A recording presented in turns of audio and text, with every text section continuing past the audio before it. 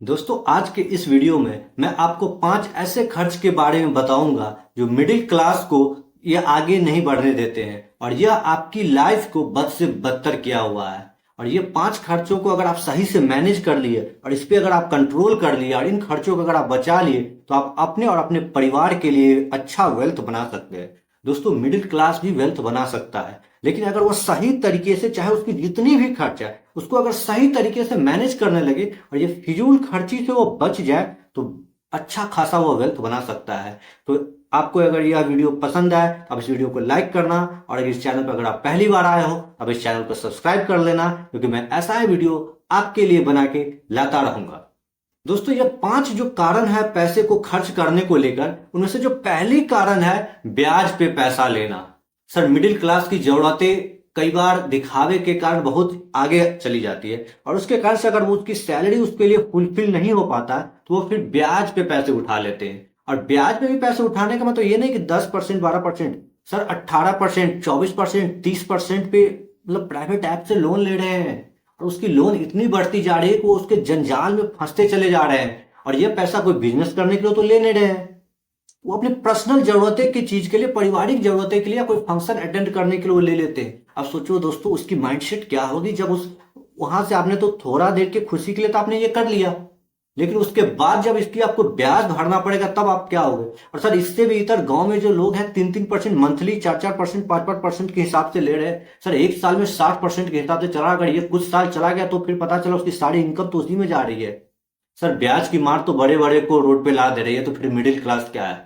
तो अगर इन चीजों से अगर आप बच सके, सर ब्याज पे पैसा नहीं लेना है, अपनी इनकम है मुझे उसी में रहना, उसी को सही तरीके से मैनेज करना है। तो अगर ये पहली गलती, अगर ब्याज पे पैसा लेना अगर आप बंद कर देते हो तो आपके लिए आपकी फाइनेंशियल प्रॉब्लम का 50% रोल खत्म हो जाएगा। सर आपको टेंशन ही नहीं लगा। आज आधे से ज्यादा इंडियन, मिडिल क्लास इंडियन सिर्फ इस बात से टेंशन है कि हर के सर पे कुछ ना कुछ ब्याज का पैसा चल रहा है, जिसका उसे एक अच्छा खासा इंटरेस्ट पे करना पड़ता है। और सोचो सर अगर वो इंटरेस्ट ही पे करता रह गया तो फिर वो अपने लिए इन्वेस्ट कब करेगा। तो पहली जो गलती है उनके लिए, ब्लंडर है, वह सिर्फ ब्याज पे पैसे उठाना।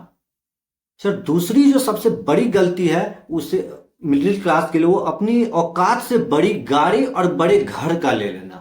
सर गाड़ी लेना और घर बनाना अच्छी बात है, लेकिन आपको यह देखना होगा कि क्या आप जो गाड़ी ले रहे हैं वो आपके औकात के ऊपर है। अगर आपके औकात के ऊपर है और आप भी, आपका फाइनेंशियल स्ट्रक्चर वैसा है और अपने प्रेजेंट स्ट्रक्चर आपका सही है, आपने गाड़ी ले लिया, लेकिन कल 6 महीने बाद अगर आपका स्थिति गड़बड़ा गया क्योंकि आपने प्रेजेंट के आधार पे आपने ईएमआई भरा है, लेकिन भर रहे हो, लेकिन उस समय अगर आपकी स्थिति गड़बड़ा गई तो फिर आप क्या करोगे। तो यह दिखावे की लाइफ की एक बड़ी गाड़ी मुझे चाहिए, गांव में मुझे एक बड़ा स्टेटस का घर चाहिए। सर अगर घर जरूरत की है तो होनी चाहिए, लेकिन वो दिखावे वाली घर नहीं होनी चाहिए। मुझे गांव में सबसे बड़ा घर बनाना है, दूसरे को देख के वो इतनी बड़ी गाड़ी लिया है तो मुझे उससे बड़ी गाड़ी लेनी है, वो ऐसा घर बनाया है तो मुझे ऐसा घर बनाना है, इससे बड़ी घर बनाना है। सर इसमें तो आधे लोग बर्बाद हो रहे हैं। सर उसके घर में हो सकता है 4 आदमी कमाने वाले हो, फिर वो चारों मिलके घर बना रहे हो, लेकिन आपके घर में अगर आप सिंगल कमा रहे हो और 4 आदमी आपके ऊपर खाने वाला है तो फिर आप उससे कंपैरिजन कैसे कर सकते हो। के अंदर सोच आ गया, ठीक है आप गाड़ी लीजिए, आपकी जरूरत है, अगर आपकी इनकम अच्छी खासी हो चुकी है तो आप गाड़ी खरीदो सर, घर भी लो, लेकिन पहले अपनी स्थिति को देख लो। क्योंकि मिडिल क्लास का जो मेन हड्डल है वही है कि लोग दिखावे की जिंदगी में चले जा रहे हैं। सर अगर आपको छोटी गाड़ी से काम चल रहा है तो आप बड़ी गाड़ी क्यों लोगे। और जब ऐसा आप ले लेते हो, लेकिन जब आपकी फाइनेंशियल स्ट्रक्चर गड़वाती है, घर में कुछ स्थिति खराब होती है, इमरजेंसी आ जाती है, तो फिर वही चीज आपको सर आधे पौने इस रेट में बेचनी पड़ती है, फिर वो तकलीफ का और कारण बन जाता है। तीसरी जो सबसे बड़ी गलती जो आज के मिडिल वर्ग या मध्यम वर्ग के जो युवा वर्ग भी कर रहे हैं, वो सर कैश की जगह ऑनलाइन खर्च करना। सर आज ऑनलाइन खर्च करने की इतनी मतलब फैसिलिटी आ गई है कि गूगल पे, पेटीएम, फोन पे चला कि धड़ल्ले से आप बैंक के अकाउंट पे आपके पैसा है, आप यूं ही करते जा रहे हैं। इससे इमोशन आपका खत्म होते जा रहा है। Sir credit card, debit card swipe किए जा रहे हैं, गए होटल पार्टी किए, हमारे पास ये क्रेडिट कार्ड है, बस स्वैप कर दिए। मुझे इससे कोई इमोशन आता ही नहीं है कि मैंने कैश दिया, क्योंकि ये अकाउंट से कट गया, एक खास में बिल आया और पता चला कि खत्म कहानी। तो ये क्रेडिट कार्ड लोगों को बर्बाद कर रहा है। और दूसरी बात है कि अगर आप इसके जगह मान लीजिए आपने कैश दिया, सर कैश लेकर अगर आप खर्च कर रहे हो तो आपको एक इमोशन अटैच होगा। आपने बैंक से पैसा निकाला, अब आप जा रहे हो खर्च करने के लिए, अब कैश दे रहे हो तो एक इमोशन, यार इतना पैसा मैं निकाला था, अब ये खत्म होते जा रहा है। लेकिन आप सीधा अगर बैंक से काट रहे हो पैसा को, फोन पे से, गूगल पे से, तो ये आपके लिए सबसे बड़ी ब्लंडर है, क्योंकि यहाँ आपका इमोशन काम ही नहीं करेगा। अरे चलो इतना चीज लेना है, गए देखने के लिए, गाड़ी लेना मतलब ये कपड़ा लेना है खरीद दो, जूते लेना है खरीद दो, गए कपड़ा खरीदने, पता चला जूते खरीद के आ गए हैं। और ये होता है ऑनलाइन के समय में सर, क्योंकि आपको पता ही नहीं चलेगा ना आप कितना खर्च कर रहे हो, आपके बैंक अकाउंट में कुछ पता नहीं। तो इससे बचने के लिए क्या है कि आप कुछ समय के लिए, 4 महीने, 5 महीने या 6 महीने के लिए आप ऑनलाइन खर्च करना ही बंद कर दो। उसके जगह आप कैश से खर्च करो। सर इसमें बहुत कंट्रोल आ जाएगा आपको। अगर आप कैश से खर्च करते हो ना, तो आपका एक इमोशन काम करेगा। आपने कैश अपने हाथ से जो डालोगे, खासकर पर्स से निकालोगे, जब देखोगे यार पर्स में खत्म होते जा रहा है, तो आपका थोड़ा सा माइंड जो है ना स्ट्रक करेगा और आपको रोकेगा, क्योंकि तो इसलिए इस प्रोसेस को आप अपनाओ कि मुझे ऑनलाइन खर्च नहीं करने, पेटीएम गूगल पे से पेमेंट करनी ही नहीं है, मुझे कैश पेमेंट करनी है जो भी खर्च करनी है।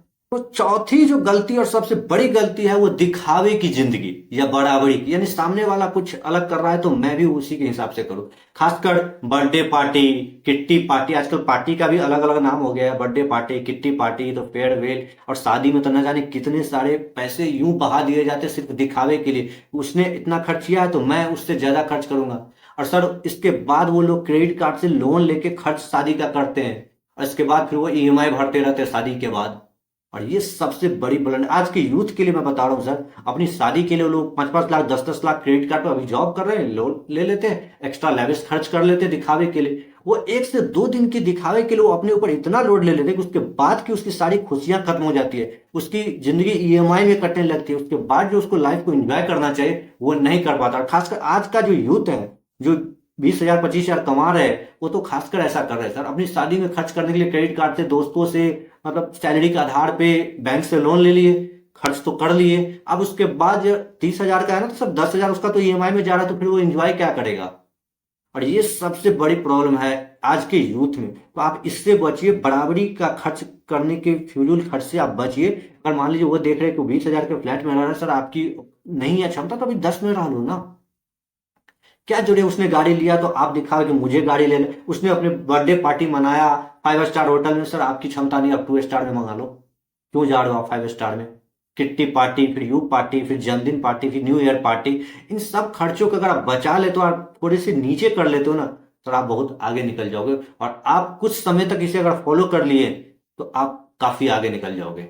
और पांचवा सबसे बड़ा जो खर्च उसका हो रहा है, ये कोई खर्च नहीं है, वो उसकी निग्लिजेंस है कि उसके पास पर्याप्त मेडिकल इंश्योरेंस का नहीं होना। दोस्तों आजकल के जो मिडिल क्लास है वो मेडिकल इंश्योरेंस तो लेते ही नहीं है, क्योंकि उसे लगता है अगर किसी ने ले भी लिया ना सर, 2 साल 3 साल में ले लिया, 2 से 3 साल में उसको खर्च नहीं हो, तो क्या यार 2-3 साल तो मैंने लिया था कुछ हुआ ही नहीं। सर मेडिकल इमरजेंसी आपको अचानक मतलब बता के थोड़ी ना आएगी, वो तो इमरजेंसी में अचानक से आ जाएगा। आप सड़क मतलब जा रहे हो, पता चला हादसे के शिकार हो गए, अब उस समय आपको 5 लाख की लग गई।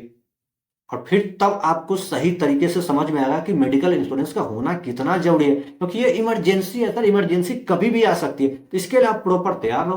5,000 10,000 की ईएमआई होती है साल की, तो आप अगर एक बार मेडिक्लेम रख लेते हो 1 साल के लिए, अगर उस बीच में अगर कभी आप बीमार पड़ गए और वो 5 लाख का खर्च आ गया, तो आपका सेविंग तो बच गया सर।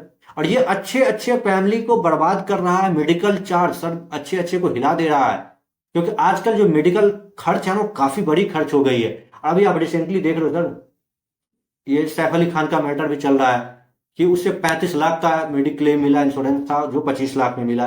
सर आप देखो, इतने बड़े सेलिब्रिटी जिसका 1,600 करोड़ से ज्यादा की संपत्ति है, उसने जब इंश्योरेंस से अपनी क्लेम सेटलमेंट कराया, तो हम मिडिल क्लास लोग क्यों नहीं ले रहे। तो यही कुल 5 कारण है जिसपे अगर आप सही से विचार करें, इसे अपने अंदर शामिल कर लें, इसको सुधार कर लें और इस पैसे को इन्वेस्ट करना शुरू कर दें, याद रखिए आप लंबे समय में अच्छा खासा वेल्थ बना सकते हैं। इन्वेस्ट करने के कई सारे तरीके होते हैं, लेकिन मैं कुल आपको ये 5 खर्चों के बारे में आपसे बात किया हूं, और इन 5 खर्चों को अगर आप सही से कंट्रोल कर लिए तो आपकी जीवन बेहतर होने लगेगी। और मैं उम्मीद करता हूं कि आप इस पे जरूर अमल करेंगे, और आप मुझे कमेंट करके जरूर बताइएगा कि इनमें से कौन सी खर्च है जो आप करते जा रहे हो और क्यों कर रहे हो, क्या इसे कंट्रोल नहीं किया जा सकता है। तो दोस्तों अगर आप यहां तक पहुंचे हो तो इस वीडियो को लाइक कर ले और इस चैनल को जरूर सब्सक्राइब कर ले, क्योंकि मैं आपके लिए ऐसे ही काम की वीडियो बना के लाता रहूंगा। मिलते हैं फिर दोस्तों किसी नए वीडियो के साथ, तब तक के लिए दोस्तों जय हिंद।